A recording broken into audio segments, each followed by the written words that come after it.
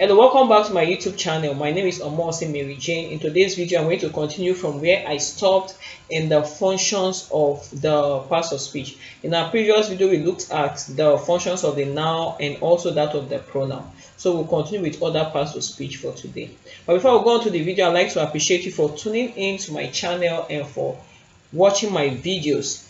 In case you are yet to subscribe to my YouTube channel, please kindly subscribe to my YouTube channel and also turn on the notification bell so whenever I post a video, you'll be notified. Also, like the video and share with your friends. Thank you very much. So moving on to the functions of the verb performs three main functions, which are the verb functions as a predicate of the sentence. The verb also shows tense distinction, that is present, past, or future time.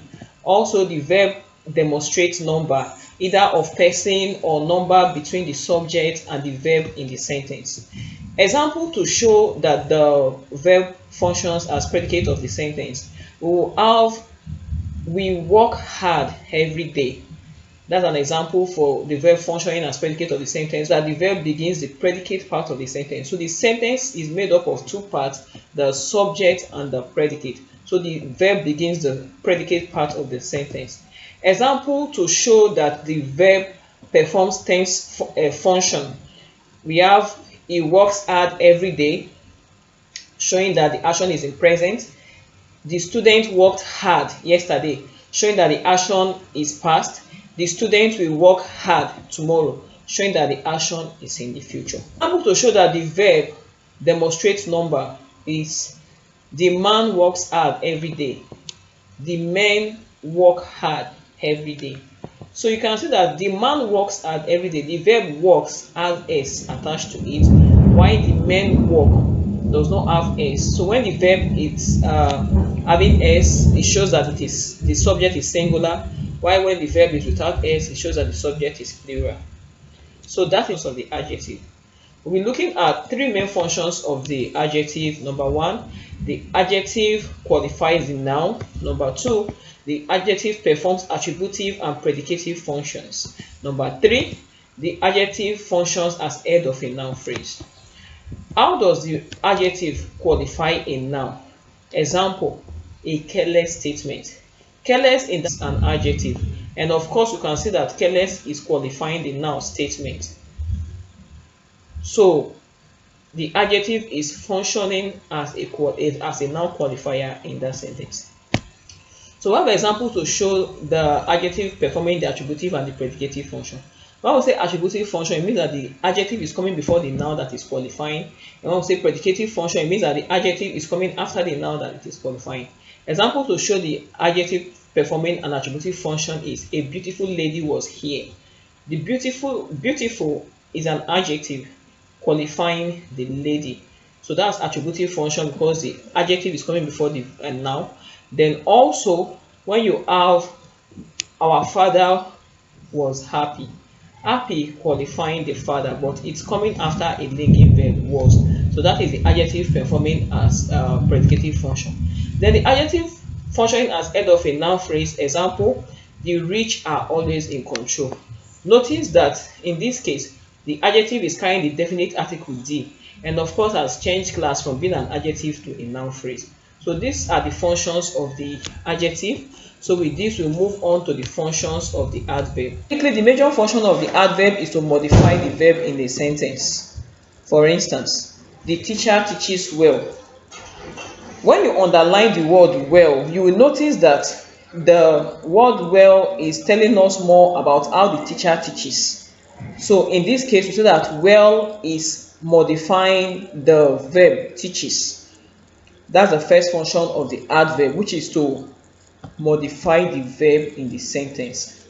Another function of an adverb is that when it comes before another adverb, it qualifies the adverb that it's coming before. For instance, a girl danced very well yesterday. In this case, very, which is an adverb, is modifying another adverb, well. Verb can also modify an adjective. For instance, the girl is too fat. Add the word too to it, you see that too is giving us additional information about fat, and in such case we say that the adverb too is modifying the adjective fact. Moving on to the functions of a preposition. The function of the preposition is to show the relationship between two entities, one of which is the object of the preposition. For instance, you are sitting on my chair. The two entities in the sentence are you and chair. The relationship is that you are on the chair. So the preposition helps us to show relationship between two entities. Our choice of preposition to be used also depends on how we see an object.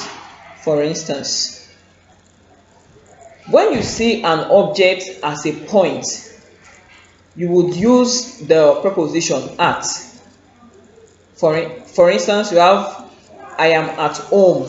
You see home as a point where you are, so you use the preposition at. For you to use a preposition on, it shows that you are seeing the object as being on a line. So in that case, you can say the ball is on the line, the book is on the table. Use in, it means you are referring to a place seen as an area. For instance, you can say there are many streets in Ibadan.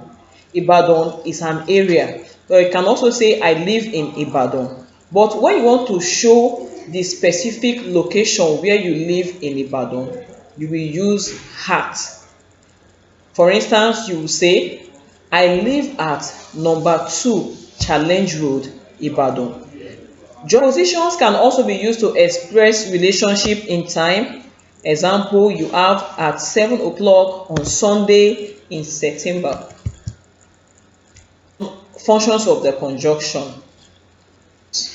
Number 1, the conjunction has the coordinating functions, and also it has the subordinating function. It carries out the coordinating function when it is linking 2 or more clauses of equal rank. For instance, the teacher liked us, but he did not approve of the way we dress.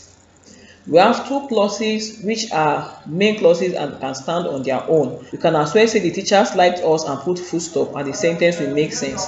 And also you can say he did not approve of the way we dressed, and the sentence will make sense. So talking about subordinating function, in this case, it is used to introduce a subordinating clause in a complex sentence. I met her when I was at school. If you decide to say I met her and put full stop, I was at school and put full stop, you might not really understand the essence of saying I met her.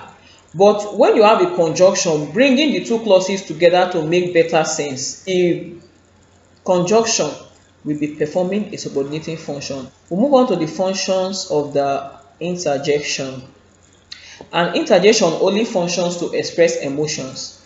The common interjections we have in English are oh, ah, wow, and others. So the basic function of the interjection is to express emotion. So with that, we'll be ending the video here, and I want to believe that you learned 1 or 2 things from this video. If you have any comments, you have any question, you need some clarity, you can drop it in the comment section, and be rest assured that I will attend to your comment. Thank you very much for watching. Bye for now. See you in my next video.